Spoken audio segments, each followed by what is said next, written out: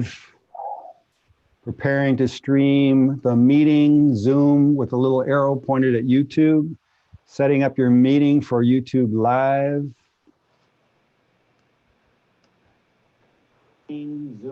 And there we go, it's up. Setting up your meeting for YouTube Live. Okay, this is going to be very confusing. So, and there we go, it's up. Okay, so the delay, how am I going to? Okay, this is going to be very confusing. Don't listen to it while you're streaming, Tom. Yeah, mute. But it's mute playing, YouTube, so how do I turn it? Okay, here we go. I got to turn. I have to kill the audio on one part. Oh, I just realized I'm not. There we go. I'll kill the audio on YouTube. All right, it all works. It's working. Very nice. Looking at the Zoom about Zooms. Yeah. So here's the spotlight to start things off. And yeah, that's a good call, Tom, because otherwise we're just seeing the gallery view. Yeah. On YouTube. So here we go, kind of making it a little more formal.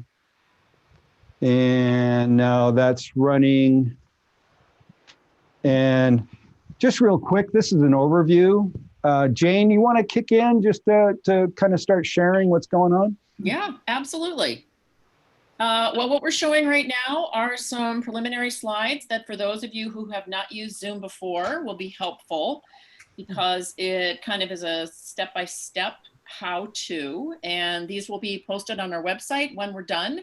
So you'll be able to refer back to them. Obviously, a number of you have successfully logged on, although I will admit that today was when I set up my Zoom account. I have been attending, I don't know how many Zoom meetings, and today I finally did the account so I could go in and set my profile picture and some of the other preliminary settings, and that was helpful. So these that Tom are showing right now are part of setting up the account, and then how to use the platform as we go along. Screen sharing, you can turn on your sound. There's your cues for muting, turning video on and off. And then now we're starting to look at some of what we're going to be covering tonight, which includes the very basic of operations of Zoom, and then also much more complicated settings. Yeah. And then we'll have Q&A at the end. There we go. But it is 3 o'clock, so maybe what we'll do is kind of an official kickoff and hello to everybody who's here. I'm seeing a lot of familiar faces and a lot of new faces. Thanks for being here. There you go. Jane, you're spotlighted now. All right, thank you. So spotlighted means that I am sort of locked into the main screen. Hi, everybody. A couple of announcements, and then we're going to get right into the program. I think successfully everybody who's logged on so far is on mute. We want to make sure that you stay on mute through the program. One of the things that I think those of us who have used Zoom a lot have learned is that your snoring doggy and your talking children and the helicopter overhead become very magnified and can be really distracting. So please keep yourself muted so that it doesn't impact the audio of all of the others who are here tonight. As we go along, you'll want to post any questions in the chat window, which is down at the very bottom of the screen. There's also a feature down there called Raise Your Hand. If you'd like to ask a question with audio, we'll be monitoring those. We're going to do all of the questions at the end. So we'll work through the program and then get back to you with an opportunity to ask your questions. Or if you want Robin, who's moderating our questions, to ask the question for you, that's actually all right too. So on our website, we will be posting the slides from tonight, along with a link to the recording, which, as Tom mentioned, is on YouTube. So you can look for it there on the resources page. And here's what we're going to cover tonight. We're going to start out with Jeff Trober, who's going to give us the very basics of how to use Zoom. Then we're going to move on to David Rains and Christine Gatlin, who are going to talk about lighting. Then Bob Unger is going to cover backgrounds, including green screen, virtual backgrounds, everything you need to know about backgrounds. Tom Kinnaman has a technical look at the setup that he's now got in his home office that's got a remote camera, multiple screens. He's going to show us the more advanced level of Zoom. And then Robin is going to cover how to set up a Zoom meeting and then also some of the behind the scenes and moderating details. So that's what we have planned. The program is about a half hour, maybe 40 minutes tonight, and then we have a lot of time for Q&A. So let's get things started. Jeff, hopefully everybody has figured out how to turn their camera on and turn their microphone off, but we'll let you take it from here. I will cover that. So thank you. Coming to you from Kauai, don't I wish? That's my background. I took a picture, one of my pictures from Kauai. So anyway, I always try to put a nice background in there because my home office is not the greatest thing to look at. So what we discovered today was that I can't actually show the Zoom window itself while we're going through it. So I took some screenshots, and I thought we could just walk through those real quick and get you going in the basics. This is what I'm showing now, and I have to share my screen. So host is disabled. So Tom, you have to allow me to share my screen. Okay, I canceled Spotlight, and so now you should have control over your own screen. Okay, so you can see my screen now? No. Okay, I am. Everybody's off. Try it again. Maybe I should put you in the waiting room. Just kidding. We can see you, Jeff. See We me, can but you see can't see you my just screen. fine. Jeff, I just re-enabled participant sharing, so you should be able to now. Ah, it was the Uber Lord. Okay, so there we go, right there, share. And now you should be seeing my screen. Okay, so this was, as you saw earlier, this is our first screen. Just going through it real quick, the menu at the bottom, which will disappear if your mouse is not on the screen. So if you're looking around for controls and say, where are my controls? They disappeared. Well, hover over your screen and this will appear. So this right now, we're starting out in the speaker view. That's something from earlier today when we were going through testing everything. And as I said, here's all your another view of the menu down at the bottom with the mic unmuted, with the video on, and we'll highlight the menu now. So as you can see, this is part of the menu, starting with your mic control, mute, and just you click on it, or you can set in your settings to use the space bar to mute and unmute your mic temporarily. The speaker or the host can also control muting and unmuting. So just a heads up on that. If you try to unmute and you can't, that's because the host is not letting you do it. Start video is your webcam. So and I know David and Christine will be talking about lighting and making things look better with your webcam. But anyway, you can start and stop your video there. The little pop-up right here, the pop-up menu, and if you have multiple webcams attached to your computer, you can select which webcam you want to use. Next, we're going to go over to participants, and that just lists all the participants in the event. I took this while I was just running a test this afternoon, so it just says 1. But if you look at your screen now, I think last I saw was like 57 people or 47 people, something like that. And you can actually click on that and see who some of the people are that are in there. And then next is chat. And chat is just a little message service there on the side that lets you share thoughts and share your ideas.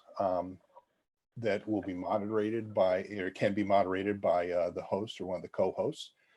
And then share screen. And as you saw when we started with share screen, that it has to be enabled by the host. And when you click on a share screen, if you have multiple screens like I do, I have 3 screens here. So it asks me which desktop do I want to use, and you select the desktop. And then record and reactions are, record would be something the host would do. And then reactions, you can put up a nice little emoji there if you want to share with people your thoughts and everything on that. So that's back to our other shot there. This is going through, this is a speaker view, as I mentioned before. That's me. Yeah, that's you from this afternoon. Another version of the speaker view. And also you can have gallery view where you can take all your a group of participants and you can show that. And this is a gallery view that I created from this afternoon's practices. We were going through things. So that's gives you the option if no one's presenting or it's just a meeting where you're talking, you can use gallery view. You know, I'm actually seeing your slideshow and 2/3 of the images that you're trying to show are not showing up on my screen. Ah, I had that problem. Go up at the top where it says you are viewing Jeff Trober's screen, viewing options, click on fit to window. Up in the very top of whatever view you're looking at, I had the same problem earlier today and I fixed it. Fit to window. That's You what I see have it? clicked, but okay, Try 50% or 100% then. there we go. I'll do 50%. Thank you. Sure. Go ahead, Jeff. Okay. So this is a gallery view, and let's see, what do I have next? Okay, we're going to go into the menu now real quick. The settings menu is where you can configure a lot of things. So as you can see up in the corner where it says Zoom US, there's preferences. And when you click on preferences, this nice little menu comes up. I hope you can see that okay. And you have some general settings here. You can use dual monitors, so you can put part of the Zoom up on the secondary monitor. If you have questions, it's right there. I'll show you that. I'm just trying to go through this fast to give you guys time. You can set your theme. Video, as you can see, this is another place where you can select cameras. I only have the FaceTime camera on my iMac. Enable HD, touch up my appearance, which is helpful, though it can only do so much with software. So anyway, that helps smooth things out, kind of give you that Sybil Shepherd soft focus look. And here you have the option when you join a meeting, if you don't want your video to come on right away, you can select this. And showing previews, hide non-video participants, that would be in your gallery view. Lots of things to play with there, and there's some advanced settings as well, which I won't dig into. And then audio, as you joined today, you were probably given the opportunity to test your speaker. I'm using my headphones right now, and then test your microphone. So anyway, that's where you do that. And then share screen, this is just giving you some options to do share screen. And then something Bob will touch on a little bit more is the virtual background. I can change my background. That's from Waimea Canyon overlooking the Napali Coast. This is a waterfall in Kauai. You know, you can do all kinds of things. Let me go back here for audio real quick. When I plugged in my headphones, it defaulted over to the microphone, built-in microphone in the headphones. Well, I'm using a USB mic. So we switch over to that and you should be hearing me on that microphone now. Yeah, very different sound. Yeah, very different. So yeah, studio quality mic versus a, you know, the little thing in the headphones here. So anyway, that's a quick overview of some of the settings you can do. So I guess if we have some questions later, we will we'll come back to those. That's about all I have at this point, and I think we're going to send it back to Jane to introduce our next speakers. That's right, back to me. Now, one of the things that I did, and maybe some of you others who are watching did the same thing, at the top of the screen where it said view options, I was able to go to 200 or 300 and was able to see the close-ups of what Jeff was showing. So that's a good thing to do. I've never done that before. Up next, we are going to talk about lighting. So I'm going to toss it over to David Rains and Christine Gatlin. All right, thank you, Jane. And as you can see from what Tom put up on the window there, he's put up the 3-point lighting setup, which not all of us are equipped for 3-point lighting, but if you have a variety of lamps in your room, with whatever practical devices you have, you can achieve a pretty decent lighting. What I have right now is probably not necessarily the best lighting. It's got a nice ambiance to it, but you can see I'm still a little bit in shadow here. This just happens to be my general office setup. And I thought it worked really well, but I'm going to show you what I have. I have 4 lamps going on right now. So I have this stand-up lamp over here, which I can move probably in front of me, but it didn't really add that much light. And then I have that lamp sitting over on the piano over there. And I realize not everybody's going to have this amount of light, but it's just kind of give you an idea of what you can work with what you may already have. And even if you only have like a couple of lamps, you can bring one in and you can show where to place it. So I've got 2 of those on my forward right and my back right, which is lighting me on the side and lighting me from the back a little bit. And I also have one in the closet way over here, which is throwing just a little bit of light over on my face. But like I said, I'm still a little bit in shadow, and I have this huge hot spot right behind me. Now, the reason I still have that lamp is it creates a nice little backlight so that you can give this, you can highlight your backdrop so that you're not just looking at a plain wall unless you have like a virtual wall. But you know, if I move out of the way, you get these real giant hot spots there. So there's a couple of things I can do. I can either just put the lamp on the floor like that, still getting a little bit of the highlight on the wall there. And it actually, in a weird way, sort of cleared up the shadow on my face. And if that doesn't work, you can either, sorry, you can turn it off. Or if I want something that's a little above my head, I'm going to give this a shot. I have a bookcase over here. I haven't tried this yet, but giving it a nice downlight. Let's see what that did. So that put a little more light on it. It's not quite as nice looking as the sort of noirish light, if you want to call it that, but it throws a little bit more light on me. It's not incredibly hot. It's a little hotter than I'd like, but you can see how just with working just with a variety of lights, you can actually do a lot with lighting in your office. That's it. Christine, what were you going to show us? There she is. Oh, your mic There is still she is. muted. Sorry. There you go. I am also coming to Boom. you from Kauai, but I'm going to turn that off for just a second so you can see what I'm actually working with. We got this backdrop on Amazon, and it was actually pretty cheap. So it's not something I would take to a set or anything because it's not remarkably stable. But we got a couple different colors for when we did auditions. And then we got a ring lamp, which is lighting me now. And it will get brighter as the sun goes down. What I love about the ring lamp, which David's going to help me show you in a second, is that I can move it around. I can change the colors if I want to, depending on which type that you get. You could add orange to it, or they come with different filters.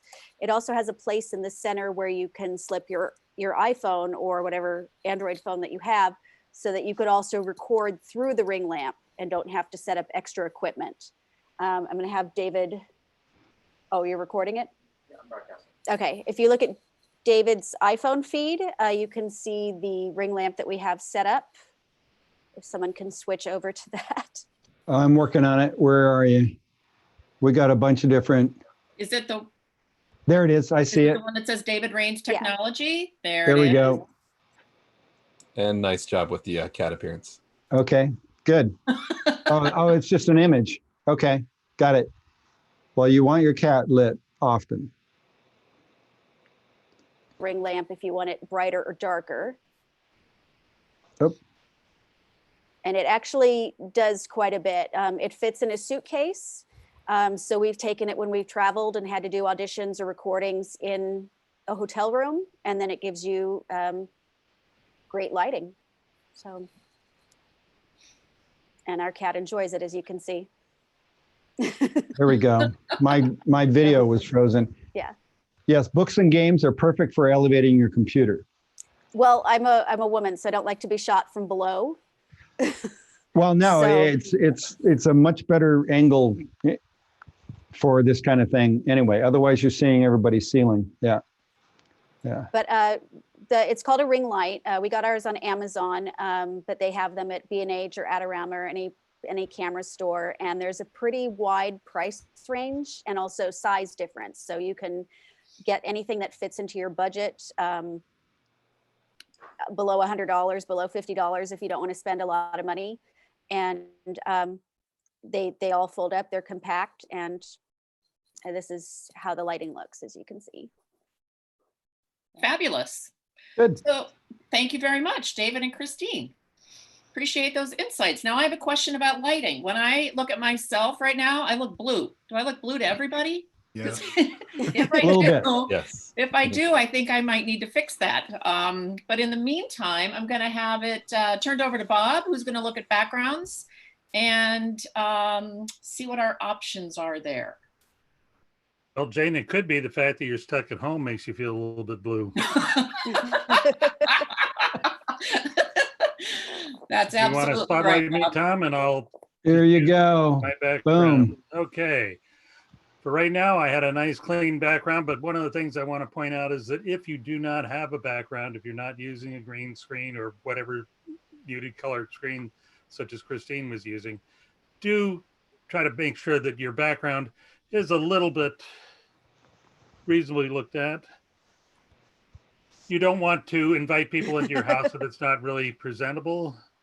And maybe you're involved with a business and you don't want everybody to come over for a free sample. So that's basically what I wanted to point out about that. Another thing is that you also want to make sure that what you're wearing is reasonable when you go to a green screen. Yesterday, I put on this shirt, and I'm not sure what it's doing to your image at the moment, but in yesterday's Zoom meeting, it was a Moyer pattern and it was looking terrible. So I had to quickly change shirts so I didn't dazzle everybody. Speaking of dazzling people, another thing that I found on one Zoom call I was on, and somebody had a ceiling fan in there.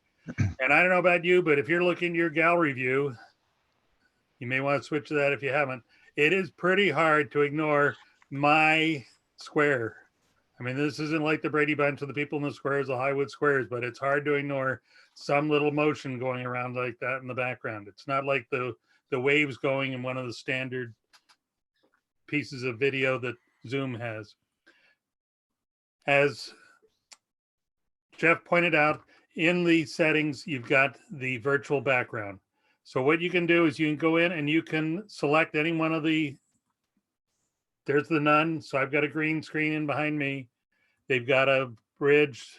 They've got several different things. But I've just uploaded several different images that I thought might be useful. So if I want to look a little bit more erudite, I've just downloaded an image of a bookcase, popped it in there. I can be a little nostalgic, any of those that you remember the old Seaview days. And if I want to look really prepared in this time of crisis, I can stick something like that up. I can have them somewhat bland, somewhat professional view in behind me. Or I can look a little bit happy and be sitting here in front of the champagne bubbles. So there's a lot of different options you can use to put as far as what that background is behind you. That pointed out to me earlier today that even Good Housekeeping, I believe, has a page with 25 screens that can go behind you, coming from different things like Hallmark cards, Disney, etc. And if I look around the gallery, I can see that several people are already using the green screen and the images behind. And it can be both entertaining and educational. Again, I would certainly recommend that you make sure you have a clean background if you're showing yourself without a green screen. And I'll turn it back to Jane. Thank you. And I am sure that this is especially important if you are interviewing with a client or doing some sort of a introduction of yourself to a new group of people. Okay, so in the interest of troubleshooting, while Bob was talking, since this is a learning experience, I have identified that all my lamps have reveal bulbs in them. Those old-fashioned reveal bulbs that make everything a little bit blue. I think You're looking less blue right now. I think that's what was Yeah. going on here. Yeah, the color temperature is better. Yeah, in front of me now is a standard bulb. So good. Jane, if I could jump back in a minute. Yes. Here's what I'm using for my bulbs. They were some LEDs that normally would go in a ceiling. I put some in my mom's ceiling. And these, you can actually control the color temperature and the colors. They may have some that just simply have the range of white. And I've just got these sort of strung up around the room, and that's how I'm lighting my green screen, and gives you some pretty interesting light, and I can control it all with my phone. Thank you. I can just see this technology being part of how we all get back to work. And I think that's part of why we're talking about lighting and background so much, is that you'll want to make the most professional appearance. You know, for something like this, a more casual background is fine. But if you're trying to sell yourself to a potential client, we're all going to want to look and sound great. So along those lines, Tom is up next, and he has created a very professional setup in his home office with a remote camera and multiple screens. Tom, take it away. There you go, guys. So here's a bunch of things that I put together, and there's a few things that become very necessary if you want to get away from using your computer webcam, your laptop webcam, or just a basic webcam.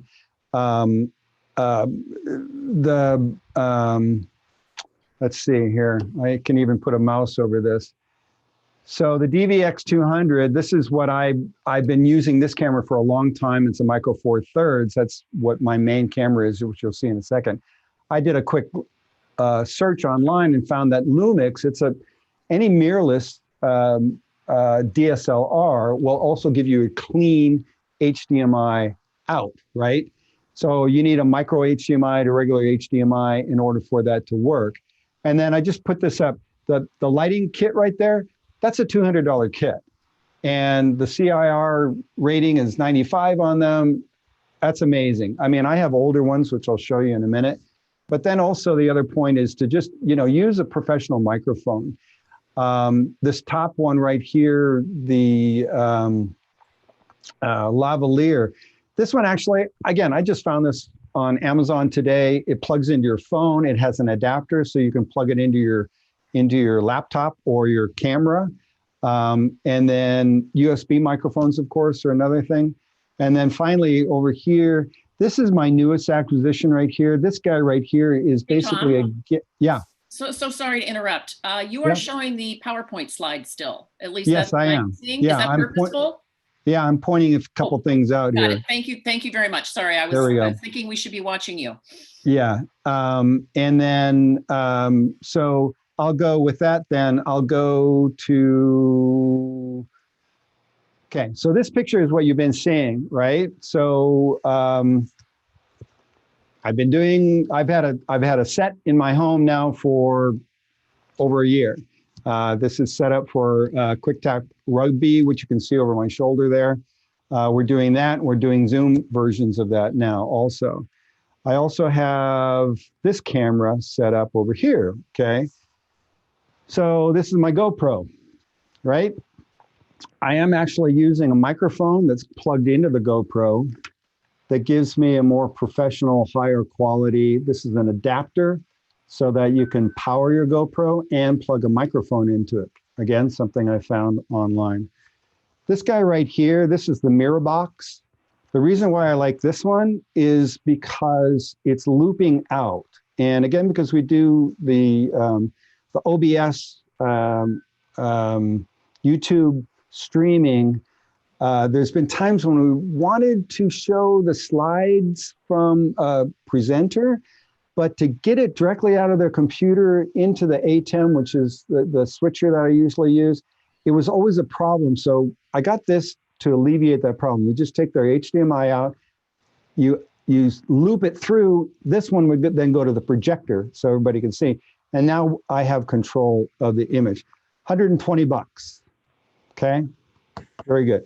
This guy right here, this is Magwell, however you want to pronounce it. This is the original one that I've had for many years now. This is the one that really started it all off. This is like 300 bucks. I've had this for a very long time. And then this guy right here, there's not even really a name on it. It's just the generic term is video capture. The generic term is HDMI to USB. So basically this one is 70 bucks. And, you know, Robin and I have had trouble with this when we're in the middle of a show, and all of this stuff is not rock solid. I have to unplug and replug stuff all the time. So if all of a sudden something doesn't work, don't be surprised that you have to unplug and replug something in just to make it work. One more adapter here because I have this new MacBook Pro and they're all the USB-C connections there. This has 3 USB into it so that I can put it in, and I like that one. Got another one over here, which is actually another adapter hidden back there. So I'm connected to Ethernet. So I've got a hard line connection to go out, and it's much more reliable, solid setting. One little Tom? thing on lighting. Hey, Tom, real quick. There's a question in the chat about the GoPro to mic connector. Can you give a bit more detail on that? Sure. I can't pull it off. So that's what it looks like. If you just look, and you know what? This is an official GoPro product, okay? What it's got a little arm off of it. It goes into the GoPro so you can loop power through. So here's power. They're using all that new USB-C. Am I saying that correctly? Is it USB-C or is it? Yes. Yep, USB-C. Okay. And then you see this is the microphone. So this is a $70 Rode microphone that's actually intended for their Go product. And I just saw Rode. I saw that it had the proper 3.5 millimeter connector, and I got it. It was $70, $80, no big deal. But I do want to point out, I have 6 of these. I bought these many years ago. The CIR is not very good on them, but I freaking love them. They run off a battery also or power. I had to go to Willie's to buy the power adapters for them because they didn't come with it. But you can see they have remotes that come with it. And let me switch back to my primary view here. So this is my, my DVX200, and watch what happens when I turn the backlight off. Okay.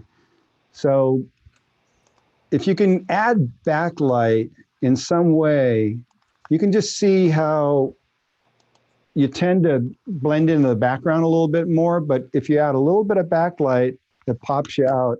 I think that's more important than anything. And then I've got front lights, so that's nothing. Boom. That's key. That's Phil. Any other questions? I like that backlight. I think that makes a big difference. Yeah, and you can position it. I mean, if you see over my shoulder there, that $200 kit, that's all you need. You put the backlight opposite your fill, and then your key. You put your key on the side of your face, it's facing away, right? You always put the shadow toward camera or the fill toward camera, and then if you only have 3, I actually have 2 up here. But they're down to like 32%, okay? The key is at 90%, and the fill is at 33% for how much these guys will spit out. Pretty remarkable. That I love that you can adjust those remotely just while you're sitting there. I love this. I love these. And that little kit that I keep pointing out there, it has one remote, but apparently a friend of mine just bought it. He's going, wow, these are pretty cool. They're much bigger than this. They're much bigger than this one too. I think they're more about yay big on it. Very good. Thank you, Tom. Okay. One other question, Tom. Exactly what are you using to mix? Is that all being done in your computer, or is your extra So toys? you know what? The last I've been trying to get away from dragging the ATEM around for every meeting because it can be cumbersome. So we went directly. I mean, I had to acquire this new computer for work purposes. So with the advent of a new computer, I thought, well, the last time we did a Facebook or YouTube live, we just went directly through OBS, directly through this. So my intention now, again, still is to set up 3 different cameras and still just go with OBS and bypass the use of the Blackmagic ATEM. So Yeah. you are feeding the Zoom input is coming from your OBS. Yeah, you can see, you can see my monitor here, right? But down here in the corner, you've got options. So here, I'll show you the dreaded horrible here. Okay. That's what my computer's doing. Okay. That's how my computer sees this environment. And I'm sorry. How dare you? How dare you, Tom? I mean, I think it looks a whole lot sexier over here. And so, yeah, basically for Zoom, I'm using that. I'm just switching cameras. And I do have a green screen up here that I can drop down if I need to do green screen. Very And good. Tom, I might throw in that OBS is a free software. And if you want to do any of these fancy things and you're not using Zoom, some of the other conferencing programs do not have such things as the green screen feature like Zoom does. So if you want to be able to do some of those things, you may want to front end your video conferencing with something like OBS. But it does take some work to play with and figure out how it works before you manage to get online and presentable. All righty then. So that's me. Thank you very much. Moving on to Robin, who is acting as our moderator tonight. He's got a lot going on behind the scenes, and he is going to talk to us about the nuts and bolts of setting up Zoom meetings. Robin. Yeah, hi everyone. I'm going to pass the baton to David to take over moderation if any questions pop up in the chat. I'm mostly going to be focusing on the security angle of setting up your meeting. As I'm sure everyone has heard in the news lately, there have been reports of Zoom bombing or other incidents where people crash a meeting and take over and do really inappropriate things, whether this is at schools or in businesses, things like that. So if you're hosting a meeting, have some controls that are very important for you to know about. I'm going to walk you through a little bit of those. So I'm going to share my screen here. Oh, there we go. Canceled spotlight. So your screen goes up. Okay. Yep. Perfect. So I've taken some screenshots here of some of the settings that I have as a host in the meeting here. And so some of you who were early to the meeting today, you saw some of this in action. We had the waiting room enabled. That way people can't drop into your meeting without you getting a chance to see who they are. If you do have a large meeting like this, that might not be a workable solution. But if you're expecting a small meeting of people and you have unknown people in your waiting room, you as the host have a chance to control that somewhat.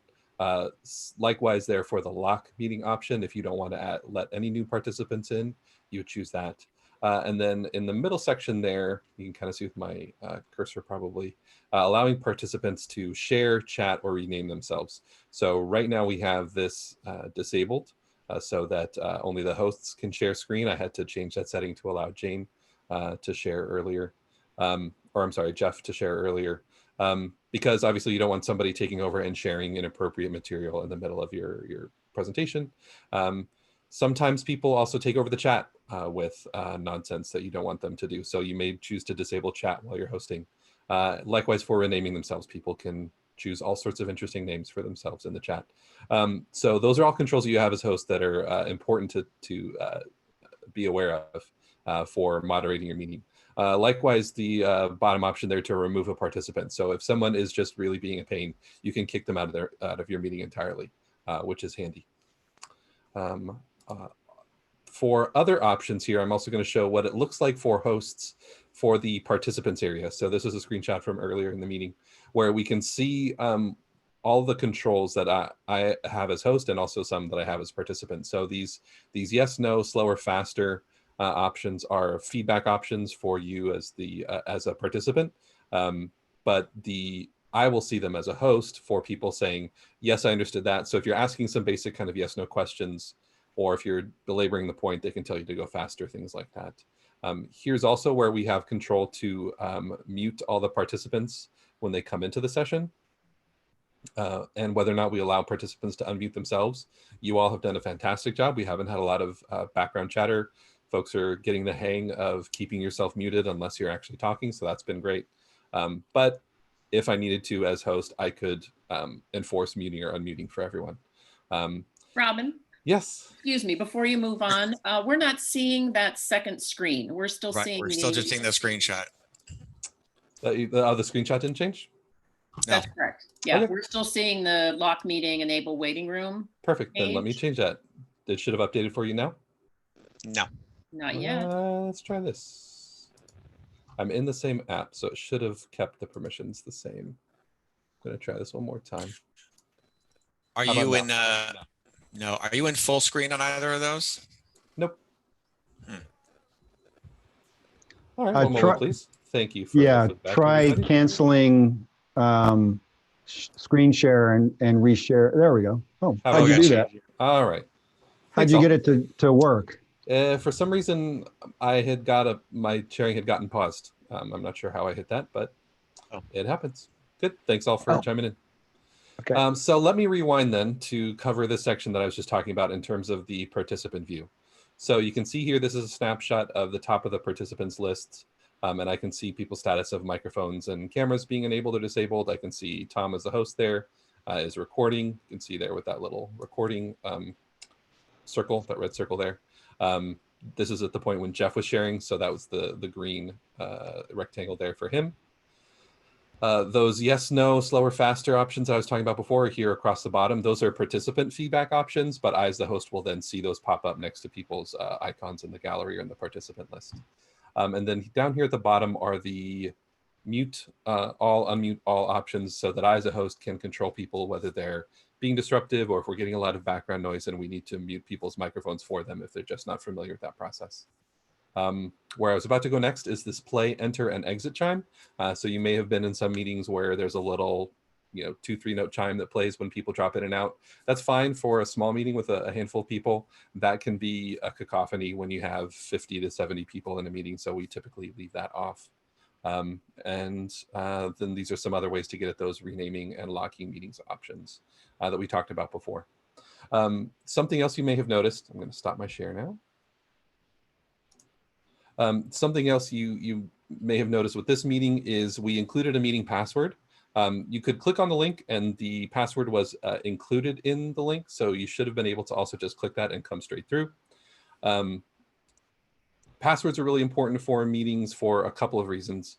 One being that a Zoom link is a set number of characters and people can just try various combinations until they find a live meeting that's open and then crash it. So in general, if you're hosting a professional meeting, we highly recommend for folks to enable a password or have some other kind of authentication that's required.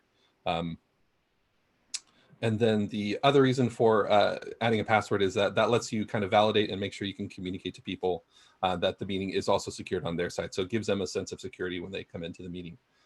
Likewise for things like recording and things like that when they're coming in, that lets you know what the expectations are for that meeting. So that's the basics that I wanted to talk about a little bit.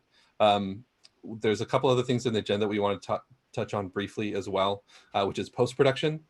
So when you do a recording with Zoom and you do a local recording onto your machine, if it's just webcam videos, the recording quality is typically only around 720p.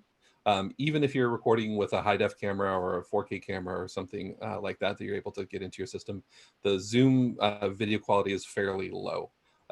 If you do a screen share, the screen share can be up to the resolution of your screen. So sometimes you'll see a screen sharing that's HD or even a higher resolution because it will actually capture the full screen. So keep that in mind if you anticipate needing to record a meeting and then edit the meeting afterwards. If the participant webcam video is just going to be low quality, it's going to be 720p. And then for saving the chat, there's just a thing to point out here. I'm going to do another quick screen share here.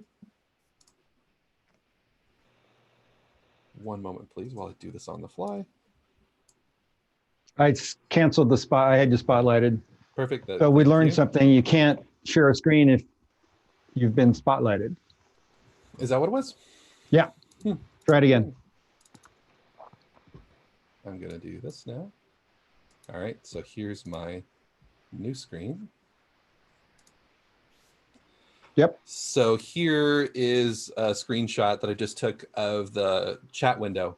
And again, you can, I as the host, have some options here for who I let chat with whom.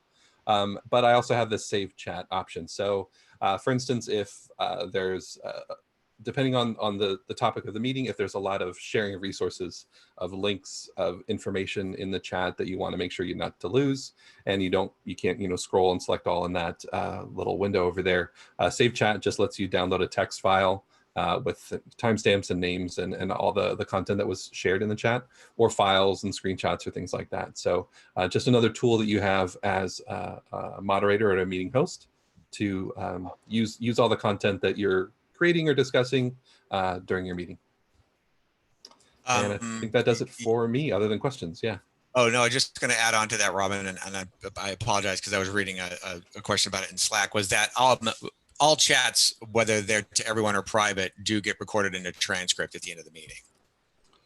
I believe so. Yeah. As the host, yeah, a participant should assume that if you're chatting in a meeting, that could be saved and read later by somebody. So be on your best behavior in the chat, even though it says private. You do have to make a special effort to record or click on record it, though. It is something you have to do. It doesn't automatically happen.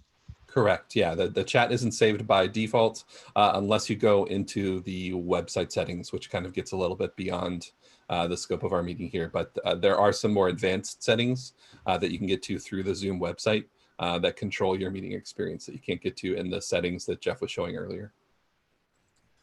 It's an all or nothing thing. It's either all the chats or none of the chats. Right. Yeah. I had a question as we get into Q&A here, and it's very interesting. So right now I'm in gallery view, but you can go to speaker view. And when I go to speaker view, because I have two screens going up, I'm still seeing you. It's interesting when you're talking. So you see me, but I don't see me that I'm me talking. That's a little confusing. And there's a setting for that someplace so you can be sure that you know that you're actually on when you're talking, because it just follows your voice. Anyway, the gallery goes to another screen, and it's just a lineup. When Robin, when you shared your screen, it went to this big, huge gallery view on my second screen. I wish I could have that big gallery view all the time rather than on the main screen. But I don't know how to, I don't know if it does that. It's if you're full screen, it'll appear differently than if you're not full screen for the gallery. Right. So, and also if you're running it as dual monitor as opposed to single monitor. Well, I'm running it as single monitor right now because I've learned when you're recording, if it's in dual monitor, I basically can like switch a show here, so to speak, by changing the view of what I record. Now, I'm usually not on when I'm recording my other shows, but you can switch back and forth between speaker view and gallery view, and it's almost like doing a close-up and a wide shot. If you're recording a dual monitor, though, it shouldn't be recording the gallery view. It should be recording the other side that's actually giving presentation. And it does. It would be recording the main view. Yeah. It only records the main view, but my guys wanted, hey, I want to see the gallery view and the close-up view. So I turned that off so that I can basically control what is being recorded between gallery view and speaker view. Isn't that dependent on whether you're recording locally or to the cloud? Because those are two different sets of recordings. Yep, absolutely, Marcia. Yeah, you do have options if you're doing cloud recording to record multiple streams. Zoom has all the streams and can record them in various ways if you're going to the cloud. I did that, but believe me, it's not as robust. Again, technology is still not 100%. I mean, I did it. It didn't do what it said it was going to do. But maybe it was one of those million settings that I missed. There are quite a few, yes. Yeah, if you look in the settings menu, there are some places you have to scroll down, and there are some advanced settings. and some of those are buried in there. So sometimes you just have to hunt a little bit. It's pretty much the same with any of these type of programs. You have to hunt to find some of the settings. We've all been burned by that.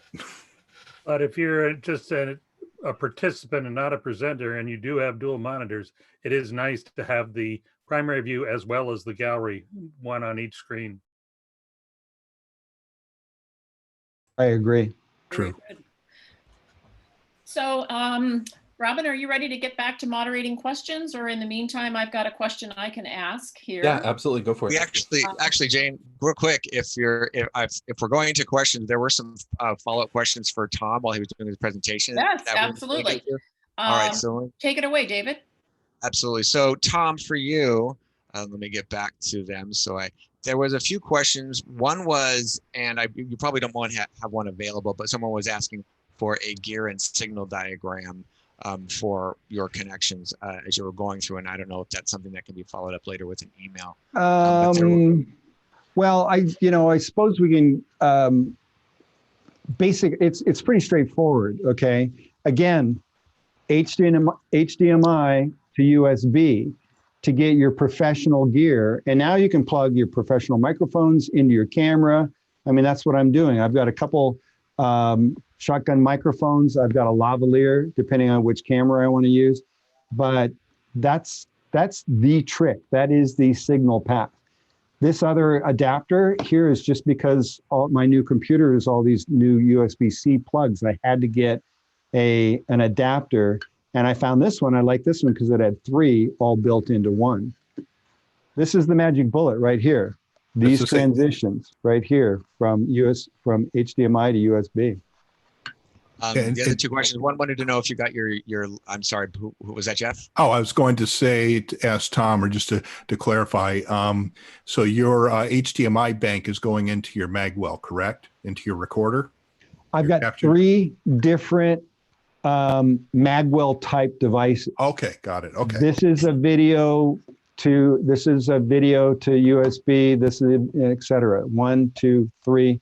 And then this adapter is just managing 3 different HDMI inputs. So gotcha. I can get enough inputs to make it all work. Right. Okay, cool. Thank you. Just wanted to clarify that for folks. There was one question about whether or not you were able to purchase your light kit on Amazon. Yeah, that light kit is on Amazon. And like I said, a friend of mine, I mean, it's pretty, I mean, you could search for $200 light kits, and it's, I got 2 mice here. It gets confusing. But again, this is it. And I'm sorry, I don't remember the name of it. But that picture, just search for $200 light kits. It's a full kit. And I'm sure that'll be enough to get you there. And on the far right here, this is on the website too. Yeah, I was going to say we should follow up with some of these various resources. Yeah, sure. The last question was about your mic. Was asking if you had an EQ because they said you sounded a bit muffled, and you do a little bit. Oh, okay. I'm still not 100% on whether this is in fact the right mic. I ordered another one today. I mean, a silly $33 one. To see if that's all it takes, because really all you need to do, I mean, let's see if this bombs out here. I'm going to audio. So now I'm on 2 shotgun mics, and it's probably thinner, but probably clearer in terms of the way it sounds. That was it. We had several not technical questions, but gear questions that are probably better put on a follow-up email or on the website or something so that people can read it instead of having to. I'd be happy to put together a list of all these gizmos. Sure. Yeah, I think the people in the chat would really like that. And we can put that on the resources page on the website. So we'll post that there once Tom puts it together, and I'll include my mic. I have an Audio Technica, an AT2020 USB mic, so I don't have to run it through anything. So yeah, anyway, I'm very tempted to just go that route and just get a good USB mic similar to what Jeff has. Just remember now, if you order from Amazon, it's like guaranteed 2 months shipping instead of the usual 2 day Yeah, shipping. the silly $33 mic is going to be here May 15th, maybe. David, Robin, what other questions came in on the chat? We've answered them as we've gone. Like I said, most of them were kind of gear related or technical specificity that was probably better written down in an email or a resource page. Okay. Otherwise, we sort of answered them as we went. And hopefully everyone has, and we've been responding to the whole group, even if someone asked in private. So there were some questions about how to increase the view, which is going up to the top. If when Robin was sharing his screen and it put us all in full screen, there is a way actually to exit out of full screen at that moment too. It's up in your menu at the top. I'm not in full screen right next now. to where the gallery view button is. Yeah. Right. And so those are things, didn't want to interrupt the presentation, but those were things that were happening in the chat. How to increase the window, which is something that we ran into earlier when we were doing the test. Just where to find various things throughout the presentation. And I can go back in the chat. Yep. And we have a couple. We have a couple that just popped in, David. So one kind of to that point, they just came in. To your point about separating parts of the meeting to various screens, so getting in and out of that full screen mode, or dragging parts to other screens. So one thing you may have noticed or not when Jeff was trying to show his screens, Zoom actually hides itself from your screen sharing most of the time. So while you can still see the participants list, you can still see the chat window and things like that. The folks that are seeing your screen share won't. So Zoom does its best to get out of the way, especially when you go into those full screen modes. And then Michael Tao had a question about streaming to Facebook or YouTube. Do you want to handle that, Tom? Sure. It was actually amazingly easy. I kind of walked through it before you joined us, but let's see. So let me spotlight myself here. I'm not going to do a screen share because it'll be too confusing and I won't be able to get to those. But down in the bottom here where it says more, and somebody asked earlier what level, I mean, I did buy the monthly $15 pro level so that I could host and then toss to a co-host like Robin is co-hosting tonight, and he's so you can manage things like that just at that $15 level. Yes, Tom, real quick, the toolbar that you're seeing at the bottom, since you're host, is not going to be the same that we're seeing as viewers. Right. So when you're saying you can click more, as viewers, we don't see that. Just FYI, we're not going to see the one that says security or poll or anything like that. Okay, so apparently you have, well, you do, and that's the basic level. So $15 a month gives you the ability to. And then you just go down again the million settings and find open up the tap to Facebook or YouTube, and it's really simple. It's just you go up, you click on it, it opens up a web page, it connects, and that asks you which YouTube channel do you want to go to. I mean, I have MediaPros and my personal page there. Click on that, it opens up, you click one more thing, go live, it does its little calculations, and boom, it goes. There's no key. You know, when you do OBS, you got to go to YouTube, grab the key, bring it back, put it into OBS, so OBS knows where to send the signal to. There's none of that. There's one more technical question about adding program output in the gallery view so we can see what other people are seeing from your computer. I'm not sure I completely understand that question. Do you or Robin? Well, no, it's like a confidence monitor of what you're actually sharing. I'm not aware of that. Yeah, I mean, like I've got myself pinned right now, so I can see myself. And there is a setting in there somewhere, again in the million settings, where you can select that when you speak, your picture comes up, so you know that it's cycling, if you will. But if you're talking about, I mean, I've got 3 inputs here. I have a computer that's inputting that. You know, my old MacBook Pro, which is still a good trucking right along, and then the DVX 200 and the GoPro, and they're all going through 1, 2, 3.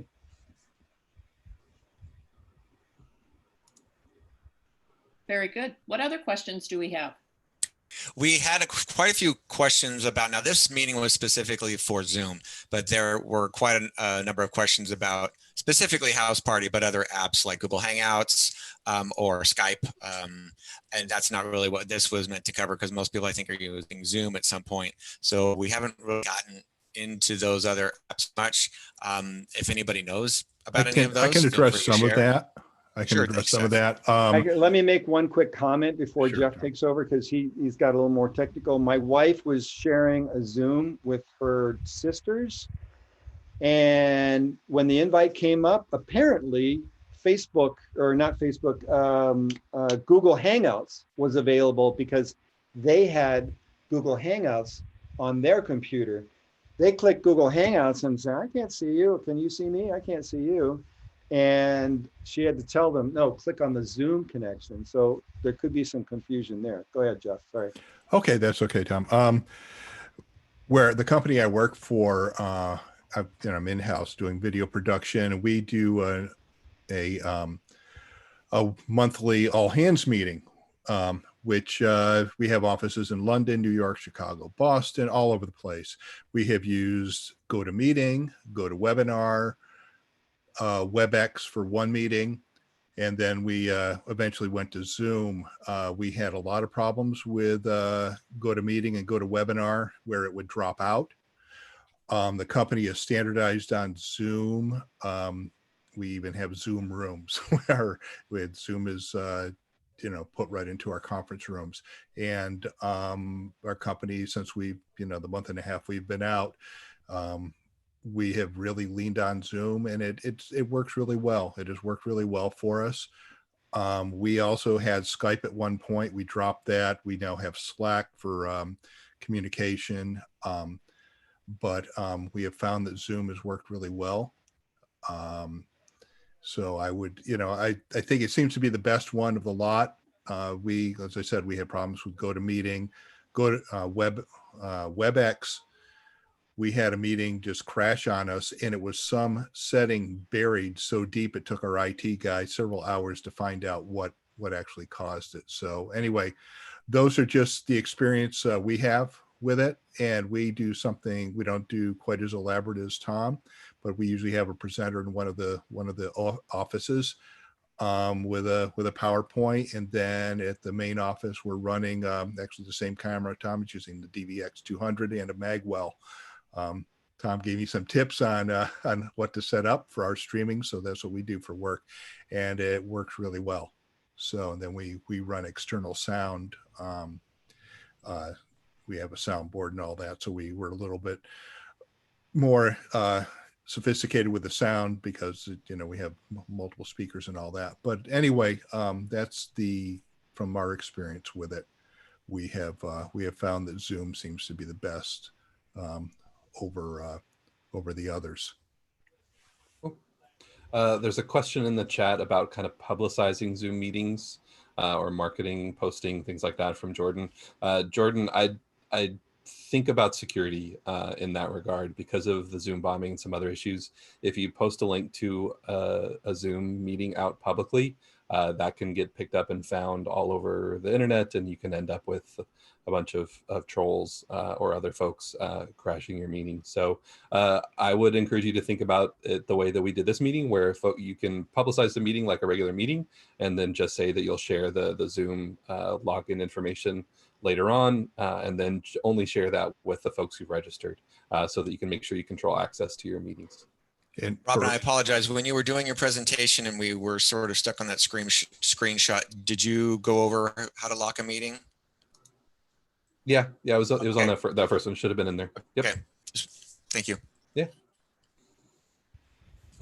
And for us, I'd also say our company, we just send out our invitations through Outlook to Zoom meetings. So all you got to do is open up your Outlook invitation and click on it, and and you're ready to go. And I mean, we use it a lot. I've had up to 5 or 6 meetings in a day.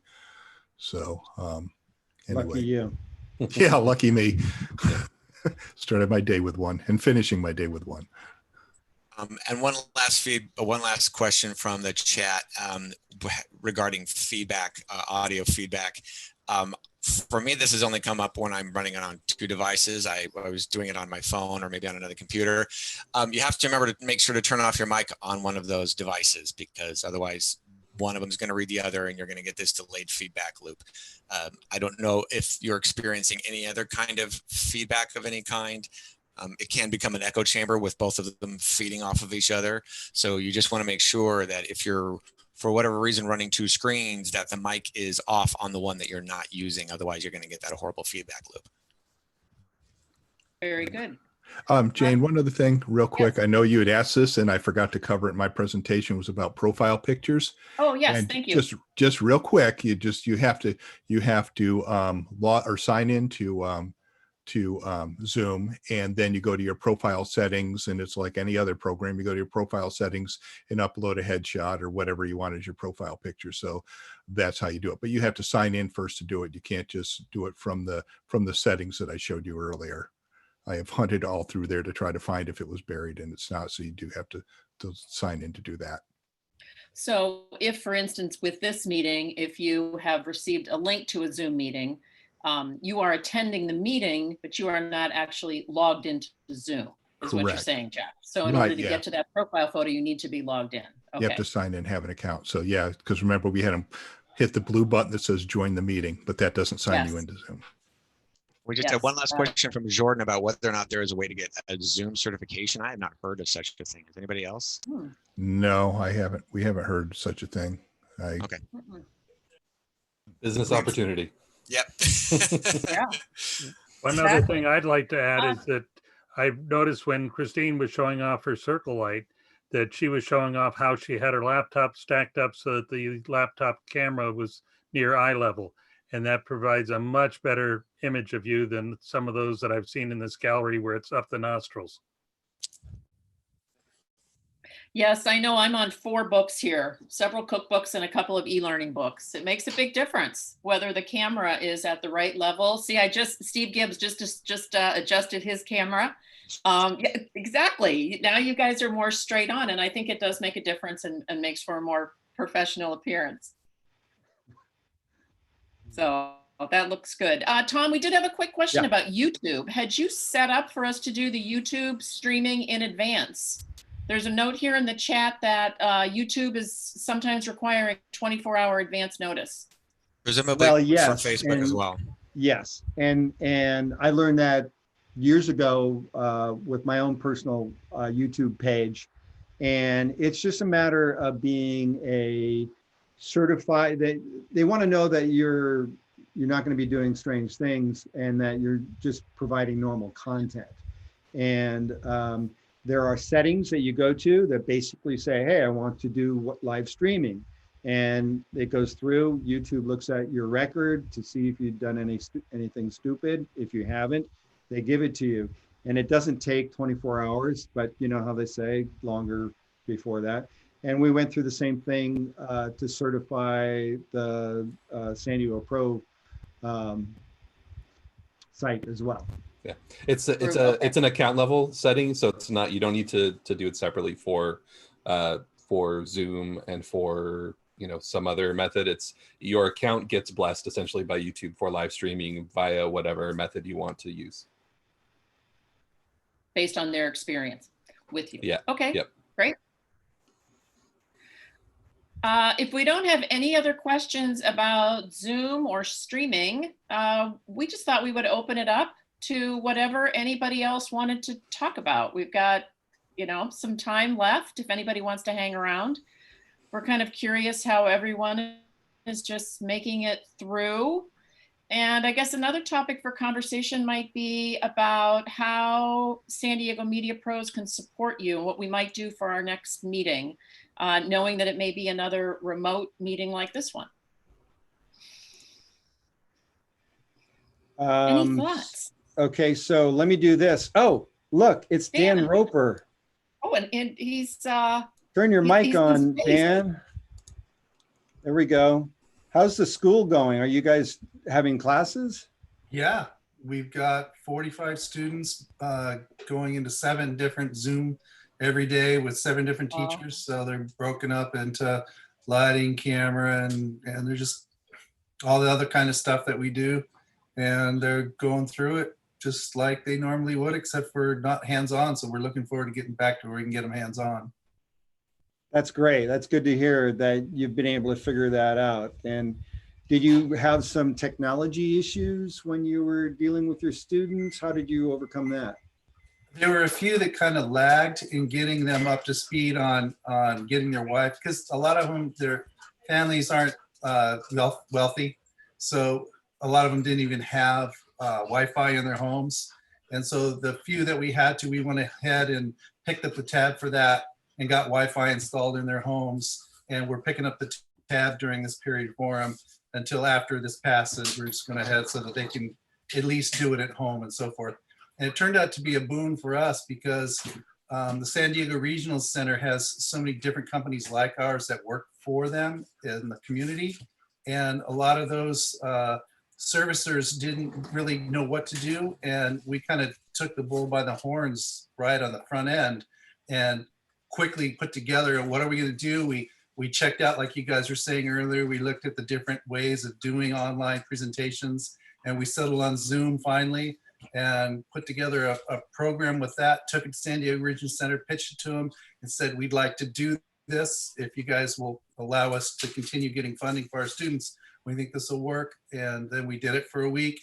They looked at it, said thumbs up, approval. And so we were pretty much the first people at the table who were servicing the clients right off the bat. And there are lots of people saying, well, how do we get paid? You know, we can't service our clients. And we just kind of showed them a roadmap on how to do that, not only for our classes, but the other programs that we have where they can't go out in the community like they used to in groups of 2 or 3, but our counselors are able to get together with them over the phone and work with them and spend time with them and kind of go over the same kind of human dynamics that they need on a daily basis. And it's working as well as it can under the circumstances. Yeah, sometimes you have to kick the people, you know, and being a educational institution, they want to help you immediately and do whatever they can. And then they realize that you helped dovetail them right in there. So, hey, oh, who's this? Is that John? Turn your mic on there. There we go. How are you guys doing? It looks like you're in your actual studio.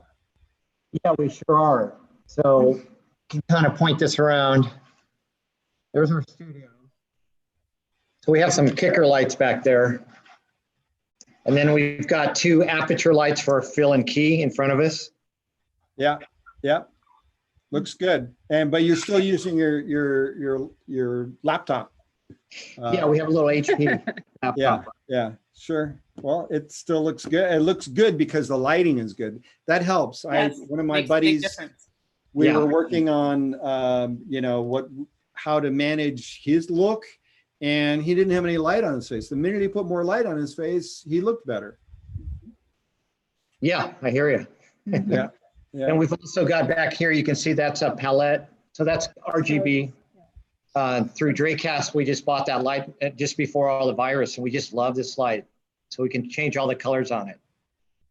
Right. I have a similar one in my rig back here. It's just, it creates such a nice saturated light. Mm-hmm. Yeah, it really does.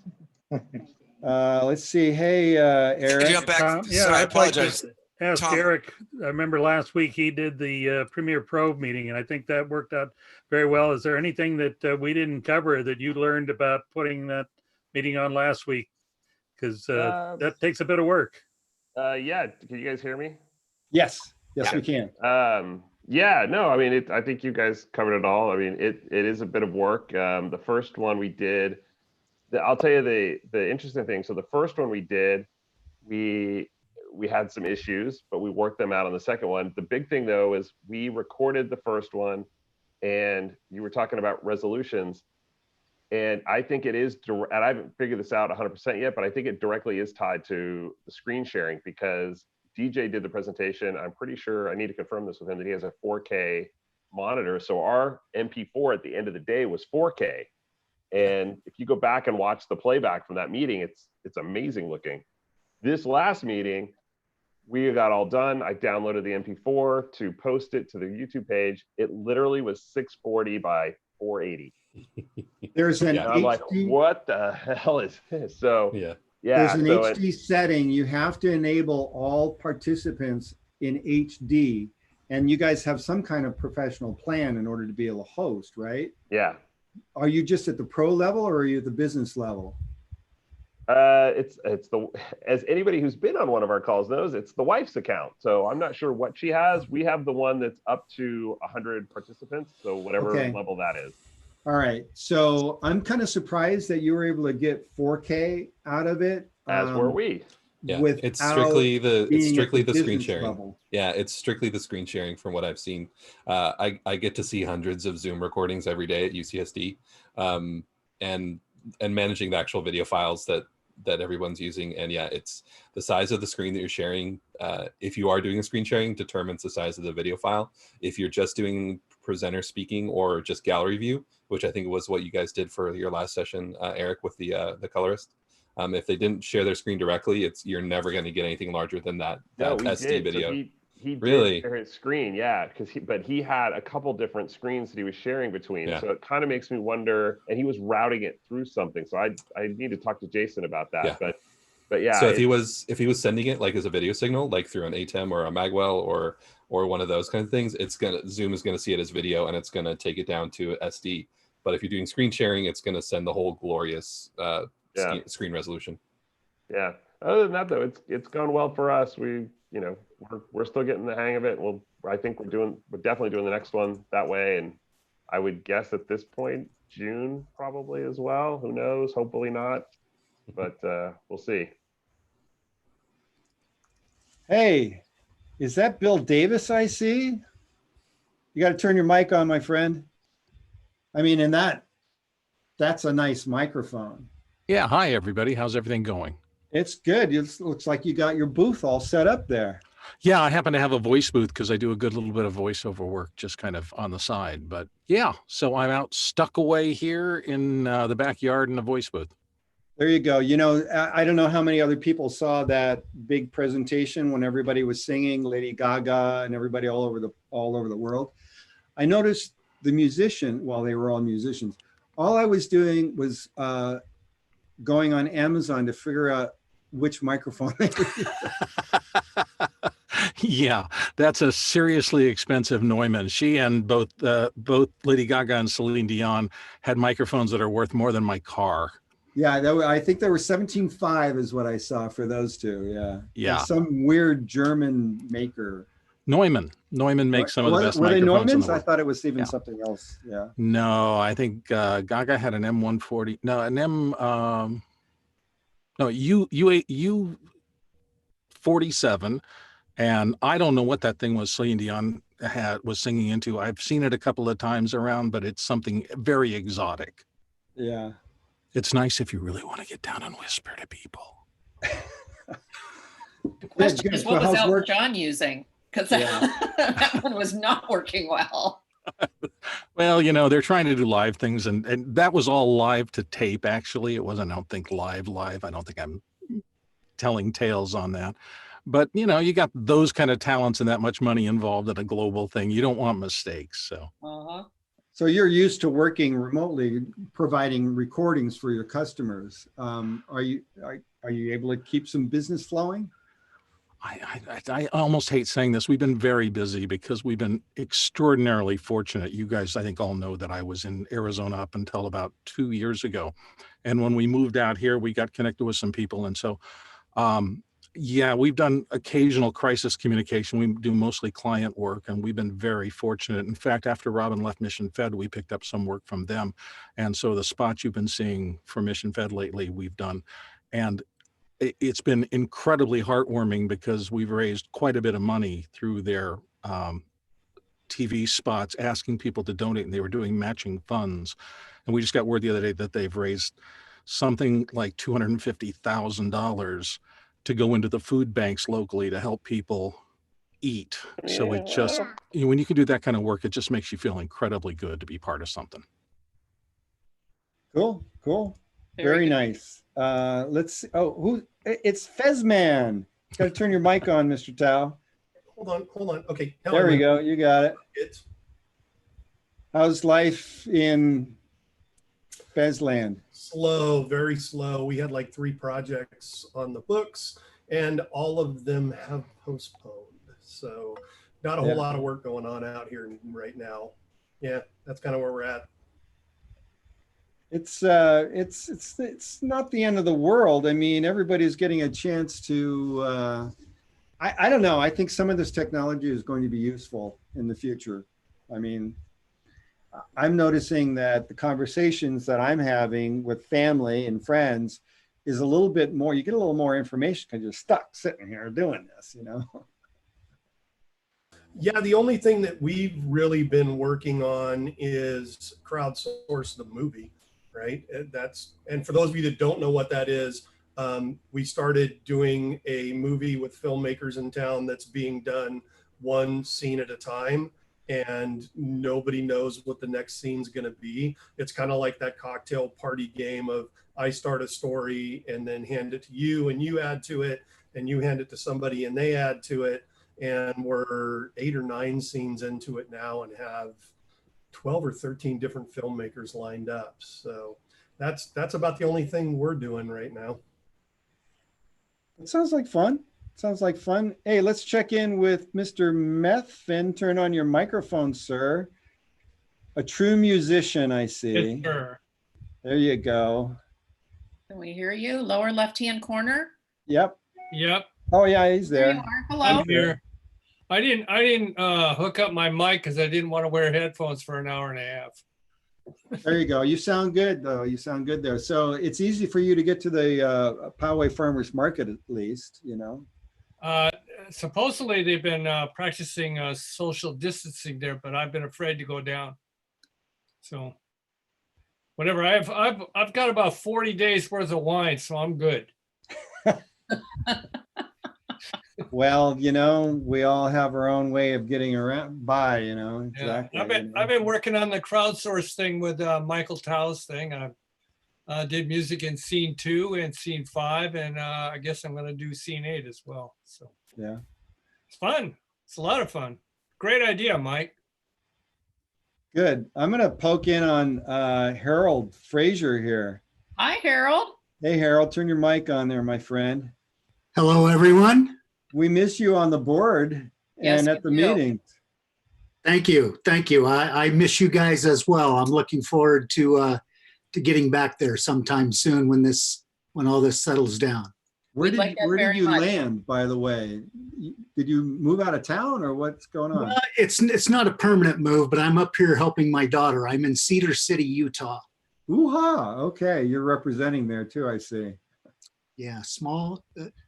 I'm having trouble transitioning to the small town. There's no Costco, there's no Best Buy, no Target. So it's Walmart or that's it.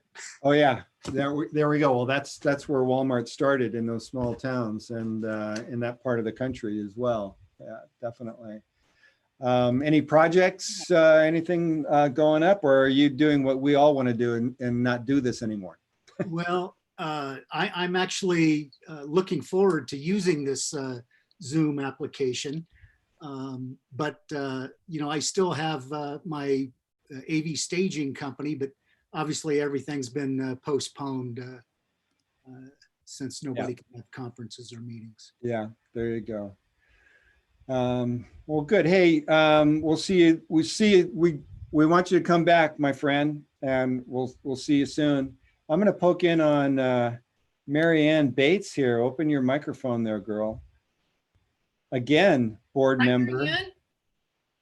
Hi. Hi, everybody. What are you working on that you can tell us about? That I can tell you about? Nothing. No. At work, my day job, I'm unfortunately an essential worker, so I've been working my butt off. long hours, really long hours. I had to leave early to be here to the meeting. And then on my off hours, I'm writing. I've got a really big writing project going that I cannot wait to tell you all about. Few close people know about it, but I can't talk about it in public. And it's good. Fabulous. Good. I can't wait to tell you all. And that's about it. Do we have any new people tonight? I feel like I see a few new faces. Jessica, Ivy, have you joined us before? Sorry to call you out, but. There we go. We'll spotlight Jessica. You're on now. Oh, your mic's not working, dear. Lower left hand? It's on, but it's not coming through.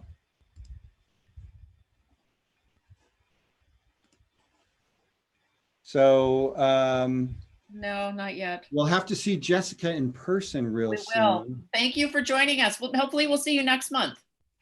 Here we go. Here's Mr. Michael Jones. Hello, Michael. Turn your mic on. There we go. How you doing, Michael? It's been a while. Oh, it's been a very long time, you bet. I've got a lot of things in my personal life that have precluded me from coming there. I'm teaching a class right now in production management. I call it the left brain controlling the right brain's creativity and making it make money. But otherwise, doing real well. Physically doing okay, emotionally doing fine. Thanks for asking. That's good to hear. That's good to hear. Where's the class being taught, Michael? I teach up at Mount San Jacinto. No, I don't. I teach it from my den. But the class itself belongs to Mount San Jacinto College in the Menifee area. They have a remote campus in Menifee. They're actually up in lovely downtown San Jacinto. Very good. That sounds like great. So Robert, is that COVID growth or is that normal growth? Turn your mic on. I had an aborted goatee. It just didn't quite work for me, but your mic's on. Are we good? Yep. Can you hear it? Yep, can hear it. Awesome. I started with like the full beard and then just shaved it down to this for the masks and everything. Oh goodness, that's right. We have to be more careful about all of that now, don't we? Yeah.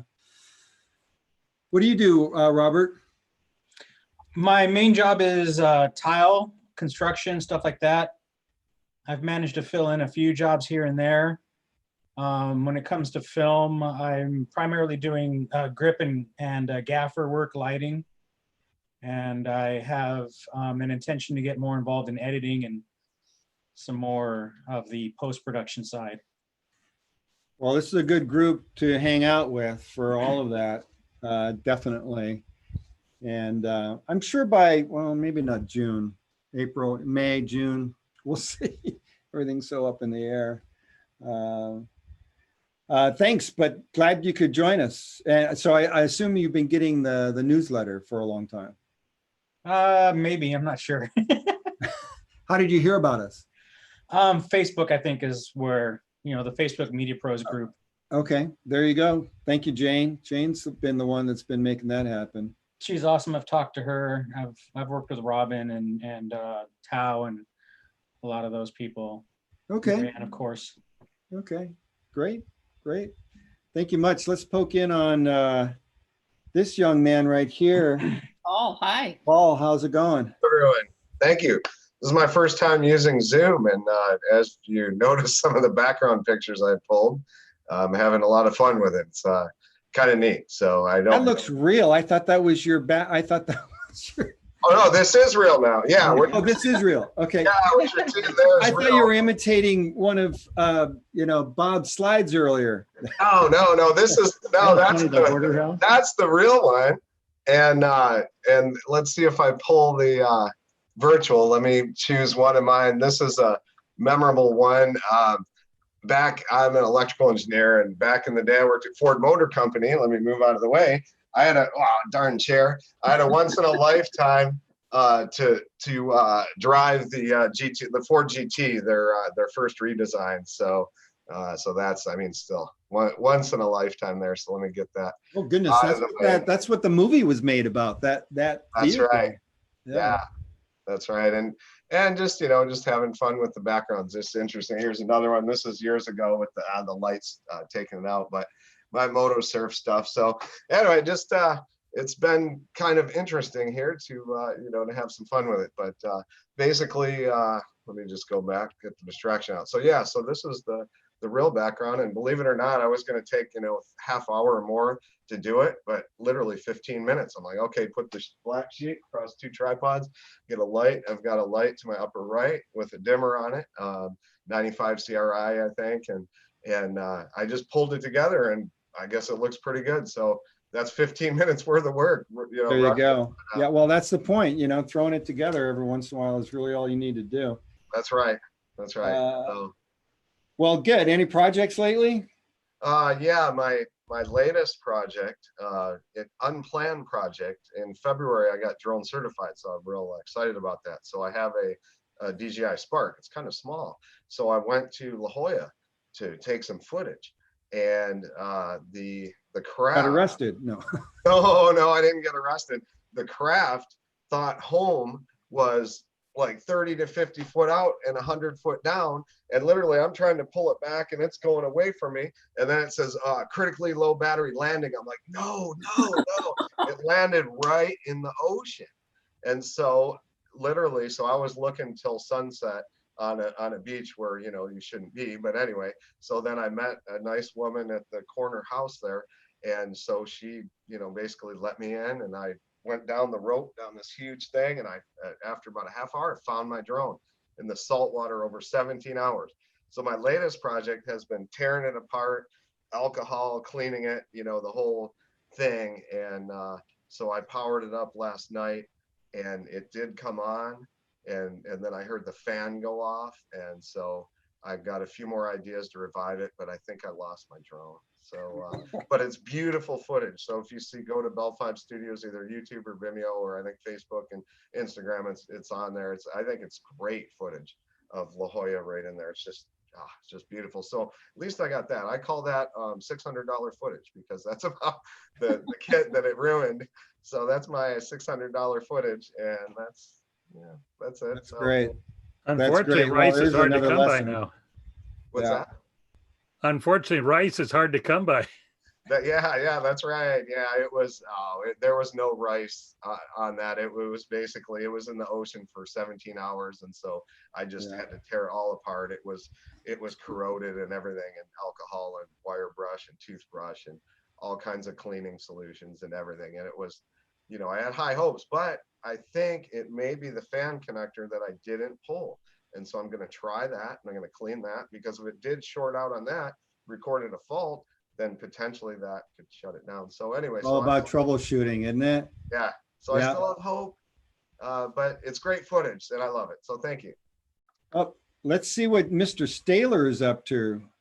Well, I was about to bug out, but I might as well say hello and goodbye. Hello, I must be going. Hello, I must. I used to be Groucho at Bobby McGee's. Very, very fun job. I certainly was. Not with a beard. First time beard. Never had one before. That's a true COVID-19 growth there. Yep, absolutely. Yeah. I even trimmed it once. I've been working at Sharp Healthcare. They've kept me busy doing videos there. A couple little side things, but mostly that Sharp. Just did a thing that I contributed to. I didn't do the whole one. I did a separate one. But if you look on my LinkedIn, beautiful piece about the police and fire saluting the healthcare workers at Sharp, and vice versa. So really, really touching story. Very nice to see that kind of stuff going on. So stay healthy out there. Keep your distance.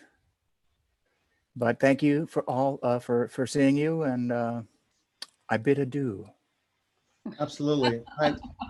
Jane, I think we're pretty much at the hour there. We are too. I don't know if me putting everybody on the spot is.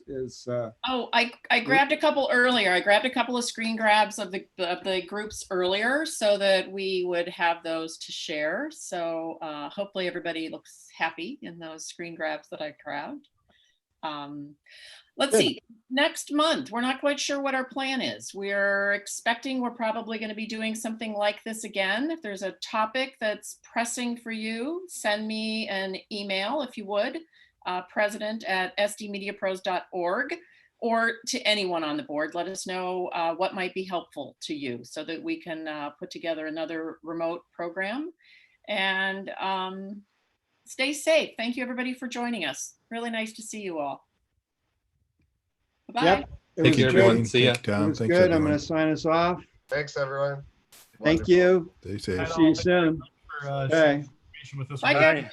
Bye-bye. Bye, everybody. Just saw you for the first time. Bye. Bye, John. Bye. Bye. Bye. Bye. Bye. Bye. Bye. Take care. Thank you. Bye. All righty. Stop recording. Stop recording. Go to stop live. Bye-bye, YouTube.